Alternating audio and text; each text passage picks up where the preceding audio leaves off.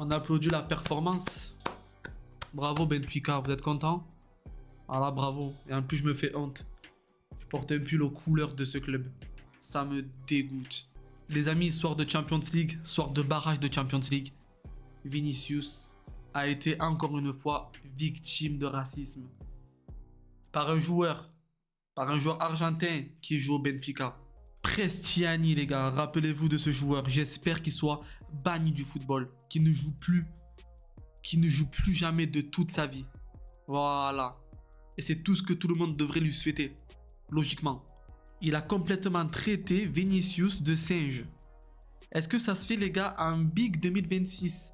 Le racisme, le football, où les vestiaires sont composés de noirs, blancs, tout ce que tu veux, toutes les origines, métis, mat, africains, européens, américains, toutes les religions, tout ce que tu veux.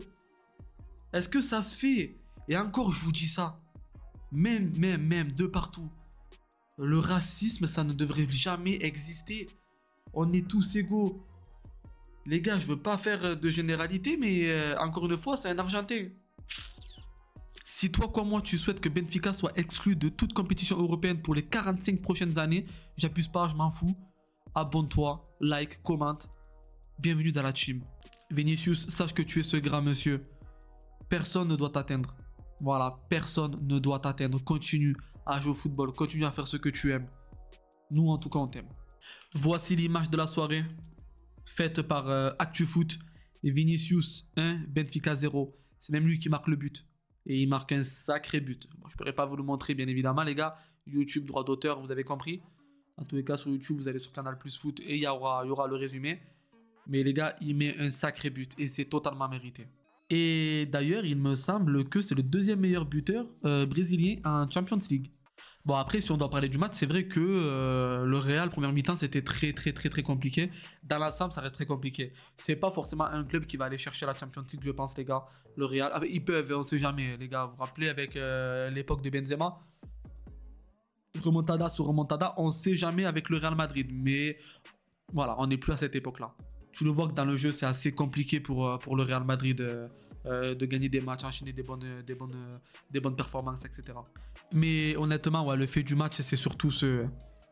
Ah les gars, c'est surtout ça quoi. Moi, ça me dégoûte. Le racisme, ça me dégoûte. Voilà, en plus à la fin, ils ont ajouté des briquets ou des trucs comme ça sur Vinicius. Les gars, mais le pire dans tout ça, mais j'ai oublié de vous le dire.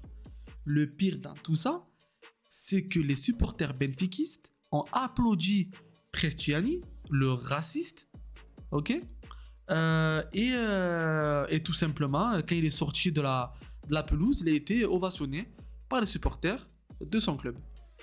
Est-ce que c'est normal? Est-ce que c'est normal? L'UEFA, vous devez taper du poing sur la table, je sais pas, taper au marteau, faites comme tort, mais il faut virer ce club de merde, voilà.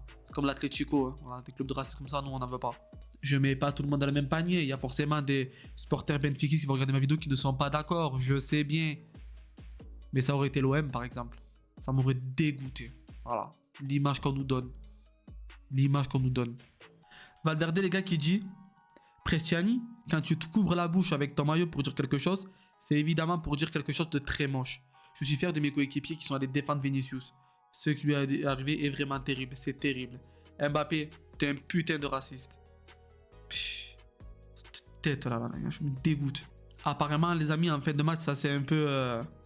Voilà, ça a un peu chauffé entre les deux équipes. Le staff du Benfica a tenté de pénétrer dans le vestiaire du Real Madrid, les mecs, après le match. Croyez pas, hein, en phase de championnat, vous avez gagné, mais c'était juste un coup de chance. Le Real vous éteint.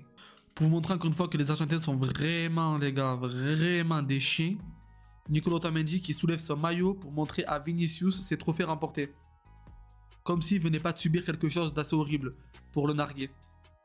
Argentin, comme d'habitude. En vous disant ça, les gars, argentin comme d'habitude, je suis en train de vous demander de faire le racisme, moi aussi, les gars. Mais c'est pas possible, tu peux pas laisser passer ça. Tu ne peux pas laisser passer ça. Bref, en tout cas, le match retour se jouera mercredi prochain à Bernabéu. S'il vous plaît, mettez-moi un quadruplé dans leur tête. Vinicius, éteins-moi ces Portugais, s'il te plaît. J'espère que Porto prenne le titre.